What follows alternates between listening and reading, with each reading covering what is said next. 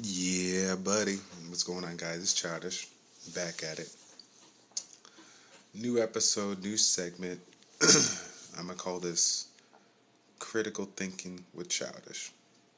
That's what I think I'm going to call it. So, in this particular series that I will be starting, I'm going to be just basically talking about anything and everything within the game, some things that I think about, some things that allows me to uh, do things that I shouldn't be able to, and hopefully share it with you to kind of give you some insight on what I kind of some of the thought process I go into in my head and with setting up teams for arena teams or dungeon teams or whatever the case may be. So I think what I'm going to do, just so it's not too boring, is run through maybe B7 dungeons.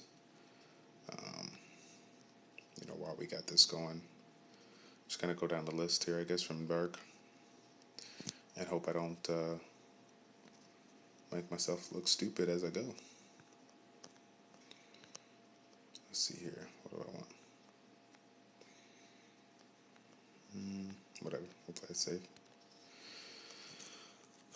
Alrighty. So today's topic is going to be probably one of the most underrated abilities that I can think of, and that is any and all skills or abilities that decrease the attack gauge. All right, so I guess I'll have to start out with my particular unit, Hawa, which is the awakened fire Rakshasa. If you're fortunate to get that particular unit, you will definitely notice your ability to take on zones, in the B7, B8 range, auto those zones with little to no trouble and with only one healer. Why is that, you may ask? Because of this passive skill, which is, if any of you guys just seen Drago's video, he just pushed something up on Hua, but any any attack that he does decreases the attack bar by 25%. In addition, he has that 20% chance to 20% chance to attack again, which obviously has an extra chance of decreasing the attack bar. So why is this important? Basically because, as you might have known or probably could have guessed, in this particular, in dungeon settings, for whether it's dragon or or or the giants, whatever the case may be, they are going to be immune to stuns and freezes. So, because they're immune to the stuns, freezes, basically any kind of really good control effect, you're not going to be able to, how do I say, lock them, lock them down as you would in like arena or something like that. So, the thing that most people don't really think about when utilizing units that decrease the attack gauge is the fact that a stun is essentially the same thing as a unit that can decrease the attack gauge, right? So when you stun a unit, all you're really doing is resetting their attack gauge to allow them to attack again. But if you have a unit that can do it, am I gonna fail? It's gonna be close. The wind archers kind of, oh no, oh man, that's pretty clutch right there. All right, well, it's never really gotten that close before, but wow, kind of made my butt cheeks clench there. Ooh, kill him. All right. Anyways, moving on to the next. Sorry, I kind of lost my thought process here. So essentially, any stun is basically just another way of saying, being able to reset their attack gauge. Well, believe it or not, as you can guess with Wall's passive and some of the other units, you can essentially turn units um, to your benefit, to basically be able to lock down the main boss. And obviously, why is this important? Because you can't do it with stuns or freezes. So utilizing units such as Hua, the wind or water warbear. I think the fire warbear has it too. The wind and water ninja. I know I'm going to forget some. The fire sylph, the dark sylph. I believe the light sylph also has it as well. You got the wind wind samurai. Let's see, what else do we got? I already said the ninjas. Or maybe I didn't say, yeah, no, I said the ninjas too. So there's, I want to say, a good 12, 10 to 12 units that will, basically work perfectly with that. And of course, the ones that can decrease it, completely down to 0, which is going to be your fire and dark sylph, or units that can have, a passive like Hua to go ahead and do it, decrease a little bit every turn, are going to be your strongest ones. But then the other units, like the War Bears, 50% chance to decrease it by 25%, the attack gauge, or certain units that have an ability to decrease it by 30%, but it's one every 4 turns. Even though it's not that frequent, it's still important. And the reason why is, let me get to this next one here.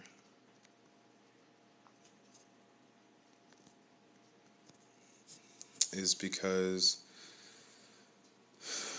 how do I say? WTF, lost train of thought. Because when you are able to utilize somebody like Hua or the Fire Self or whatever, and you reset the bar, you essentially, like I said, it's essentially a stun. It's essentially you get what you're trying to get out of without, we're kind of beating the system, so to speak, because you can't stun them or freeze them, decreasing their attack gauge by 25% each turn, or with the sylphs, 0%, completely for each turn. It's going to make a big difference when coupled with a slow debuff, as you see me use with Shannon or Hua, or coupled with a speed leader, as you will see with people using Vertihill, Jameer. I'm trying to think of the water succubus. It's like a Zarya, something like that. So it makes a big difference. Obviously, you won't be able to probably see it too much because I'm not utilizing all those units here. But for example, and actually I probably won't be able to show it in this particular one, but this one here is just a typical zone where you want to use a hit point recovery or hit point disturbing kind of a unit. As you can see, I do not utilize a hit point disturb kind of a unit. I'm aggressive. I'm childish. I'm aggressive. That's what I do. I don't. I try to do things that are a little bit different from the norm, so to speak. So, let's see. Is that the team that I normally rock? I don't remember. Okay, we're gonna learn today. So, unfortunately, I can't keep track of every single team that I use for autoing the B7 zones, but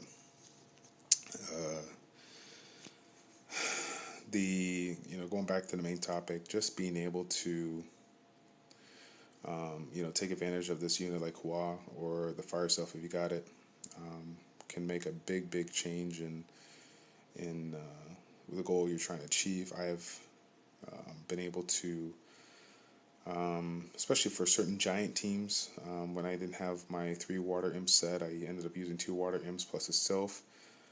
It allowed me to, put the 2 water sylphs, water imps, debuffs on, use Neil to, make one of them immune, use Jameer to reset, let him do it again. And in that time, normally I wouldn't be able to get all of those moves off before, the AoE hit and killed all my guys. Well, the good thing was that since I brought the Fire Sylph, or a Beretta,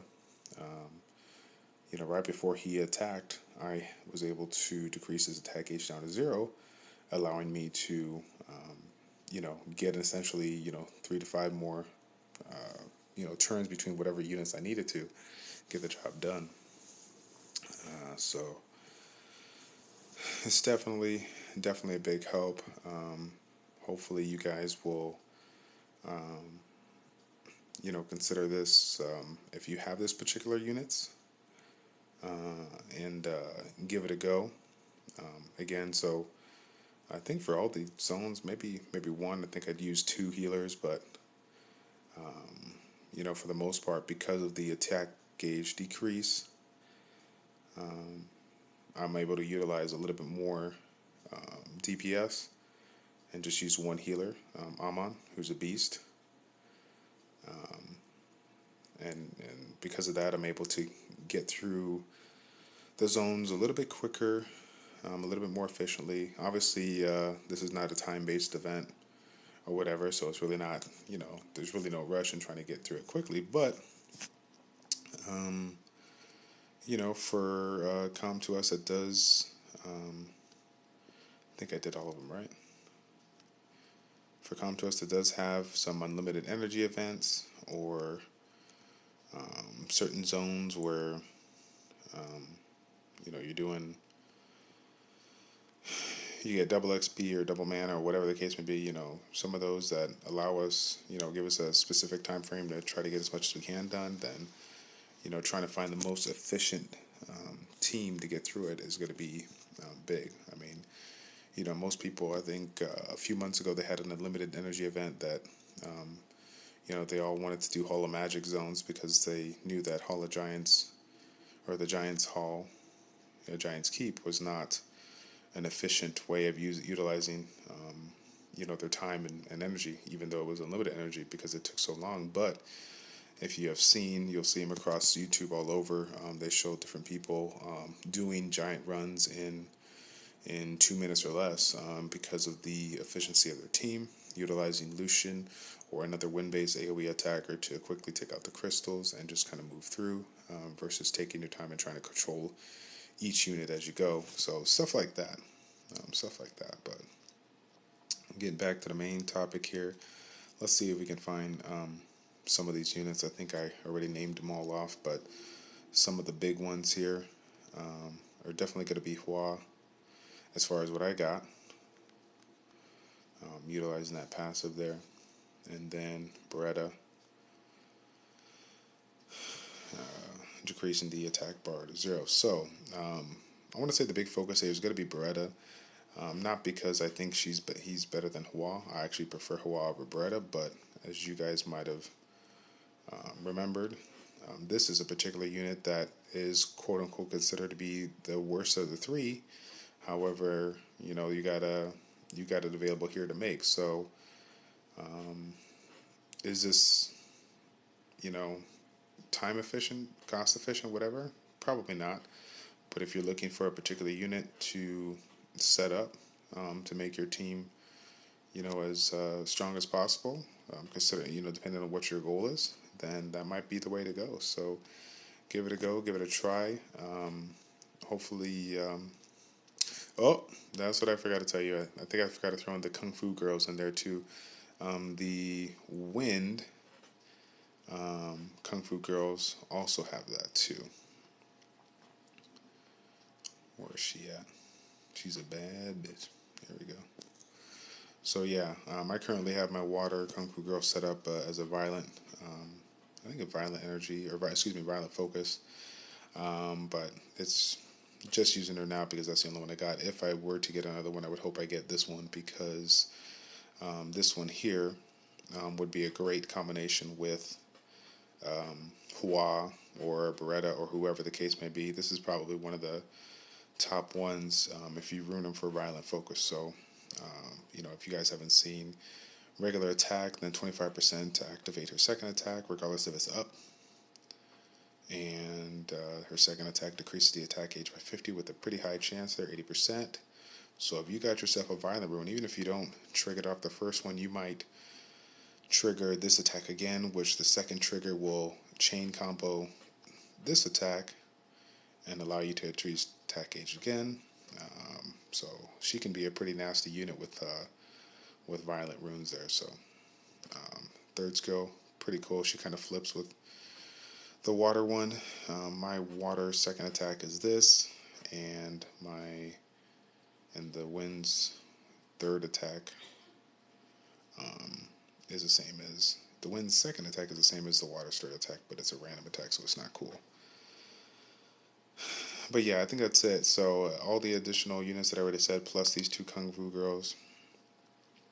Don't think the fire has that same one, but we'll go ahead and double check since I'm here.